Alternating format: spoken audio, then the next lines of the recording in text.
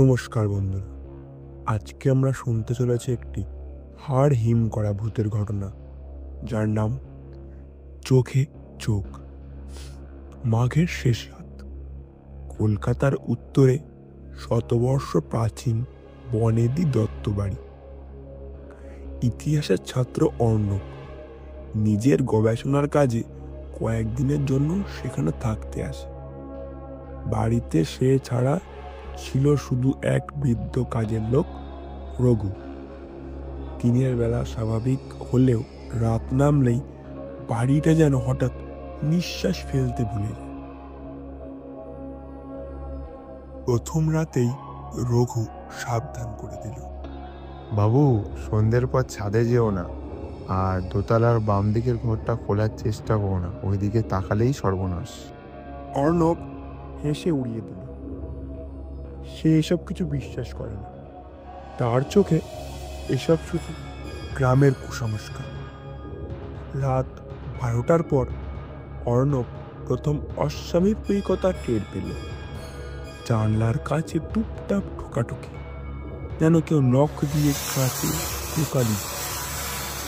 ঘরটা ছিল দোতলায়, আর জানলার পাশে দাঁড়ানোর জায়গা পর্যন্ত নেই, তাই মানুষ হওয়ার প্রশ্নই ওঠে না। পরের রাতে শব্দ আরো বেড়ে গেল।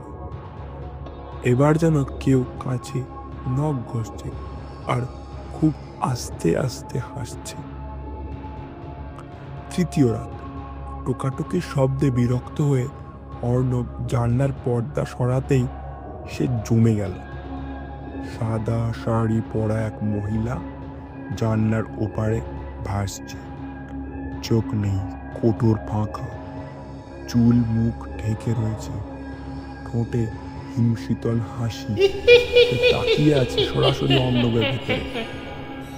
অর্ণব আলো জ্বালাতে না জ্বালাতেই সে মিলিয়ে গেল।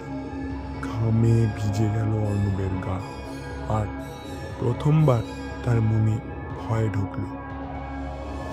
পরদিন রঘুকে জিজ্ঞেস করতেই রঘুর গলায় কম্পন নিয়ে বলল, এই বাড়িতে এক সময় 3 বোন থাকতো। তাদের মধ্যে সবচেয়ে বড় নয়নতারা ধীরে ধীরে উন্মাদ হয়ে যায়। লোকের বিশ্বাস সে নাকি পেটচক্রে আসর পড়া মানুষ হয়ে উঠেছিল। রাতে সে জানলার পাশ দিয়ে দাঁড়িয়ে মানুষের নাম ধরে ডাকতো আর বলতো, চোখে চোখ রাখো, চোখে চোখ রাখো। একদিন ঝড়ের রাতে তাকে দোতলার বাম দিকের ঘরে আটকে রাখা হয়। পরদিন সকালে দরজা খুলে দেখা যায় নয়নতারা নেই, কিন্তু দেয়ালে রক্ত দিয়ে লেখা আছে, আমি কারো না কারোর চোখে থাকবোই থাকবো। অর্ণব নিজেকে বোঝালো সবই কাকতালীয় মায়া। সেই রাতেই সে ঠিক করলো নিষিদ্ধ ঘরটাই খুলবে। দরজাটি ভেতর থেকে কেউ ঠক ঠক করে টোকা দিচ্ছে, এ স্পষ্ট বোঝা গেল। দরজা খুলতেই পচা গন্ধ, অন্ধকার আর মাত্র 3টি জিনিস: পুরনো আয়না, ছেঁড়া লাল শাড়ি, মেঝেতে শুকনো লম্বা চুলের গোছা। হঠাৎ দরজা জোরে বন্ধ হলো এবং পুরো ঘরের মধ্যে অন্ধকার নেমে এলো। অর্ণব ফোনের আলো জ্বালাতেই সে স্থির হয়ে গেল। আয়নায় অর্ণবের প্রতিচ্ছবি নেই, বরং আয়নায় দাঁড়িয়ে সেই সাদা শাড়ি পরা মহিলা। তার চোখের গর্ত থেকে রক্ত গড়িয়ে পড়ছে, আর সে বলছে, আমাকে দেখে ফেলেছো, এবার তুমি আমার চোখে থাকবে। অর্ণব চিৎকার করে দরজা ধাক্কা দিতে লাগলো। সেই মুহূর্তে রঘু দরজা ভেঙে তাকে টেনে বাইরে এনে বাঁচালো। রঘু তাকে নিয়ে সিঁড়ি দিয়ে নামছে, এমন সময় তারা থেমে গেল। সিঁড়ির মুখে দাঁড়িয়ে নয়নতারা, লম্বা ভেজা চুল, ফাঁকা চোখের কোটর, নীল ঠোঁট আর ভয়ঙ্কর হাসি। রঘু ভয়ে লুটিয়ে পড়ল।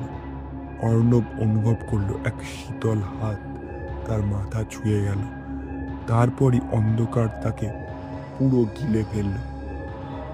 পরদিন গ্রামের লোকজন এসে দেখলো রঘু মৃত দেহ হয়ে মেঝেতে পড়ে আছে, আর অর্ণব জীবিত কিন্তু নিথর। সে আয়নার সামনে দাঁড়িয়ে তাকিয়ে আছে নিজের চোখের দিকে। আয়নার তার চোখে নেই, কোটর ফাঁকা, আর আয়নার কাছে রক্ত লেখা আছে। আমি এখনো চোখে আছি। দত্ত বাড়ির সেই ঘর আজও তালা বন্ধ, কিন্তু মাঝরাতে নাকি শোনা যায় জানলায় কেউ টোকা দিচ্ছে আর ফিস ফিস শব্দে বলছে, চোখে চোখ রাখো। ধন্যবাদ।